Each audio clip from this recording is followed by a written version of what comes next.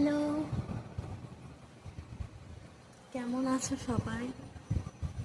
আমি অনেক দিন বানাই না ভিডিও, রিলসই বানাতাম, শর্টস।